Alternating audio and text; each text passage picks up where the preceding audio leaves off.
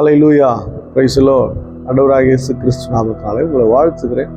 கர்த்தர் உங்களை ஆசீர்வதிப்பாராக. இன்றைய நாள் மெய்ப்படியின் சத்தம் வாசிக்கலாம். யாத்ராகமத்தின் புஸ்தகம் 15:11. கர்த்தாவே, தேவர்களில் உமக்கு ஒப்பானவர் யார்?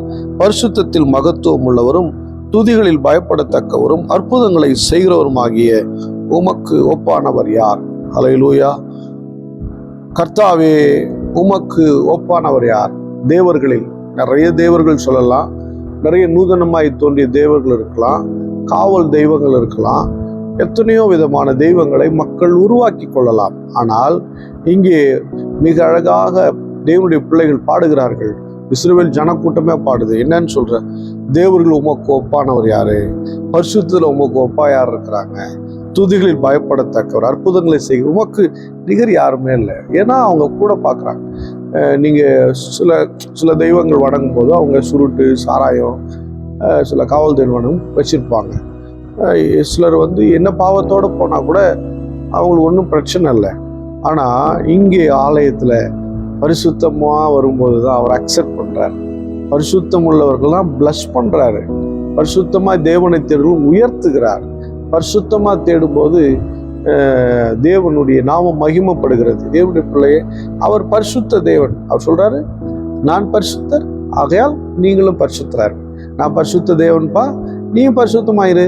அப்போ எப்பேற்பட்ட ஒரு பரிசுத்தமான தேவன், எப்பேற்பட்ட ஒரு மேன்மையான தேவன் பார்த்தீங்களா? அவருடைய அற்புதங்கள்லாம் கண் கூட பார்க்குறாங்க. செங்கடலை பிளக்கிறாரு, இல்லை 10 வாதைகள் எகிப்து தேசத்தையே அட்டி படைச்சத இந்த மக்கள் கண்கூடா உங்களை மாதிரி ஒரு அற்புதம் செய்யுது யாருமே இல்லை. தேவனுடைய பிள்ளை சபையில் எத்தனை அற்புதங்கள் நடக்குது, எவ்வளோ பேர் சுகமாக வராங்க. மரண படுக்கை எத்தனை பேருடைய மரண படுக்கை மாறுது. வாழ்க்கையை தொலைச்சு சாக போறவன் வாழ்ந்து கொண்டிருக்கிறான. எத்தனை அற்புதங்கள். இதெல்லாம் நீங்கள் பார்க்குறீங்கல்ல, நம்ம கண்கூட பார்க்குறோம்ல. எத்தனை பேர் சுகமாகறாங்க. மீட்டிங்ஸில் போகும்போது நானே பார்க்க சுகமாகறாங்க, விடுதலை ஆகும், கண்ணீரோடு கொடுக்குறாங்க. கர்த்தர் என்கிட்ட பேசினார், எங்ககிட்ட பேசினார்னு சொல்லி. தேவனுடைய பிள்ளை, எத்தனை மேலான தேவனை பெற்றிருக்கிறோம். ஓ, தேவர்களில் உமக்கு ஒப்பானவர் யார்? இப்படி பேசுகிற தேவன் இல்லை, இப்படி அற்புதம் செய்கிற தேவன். இலவசமாய் பெற்றீர்கள், இலவசமாய் கொடுங்கள் என்று சொன்ன தேவன் எத்தனை மேலான தேவன்.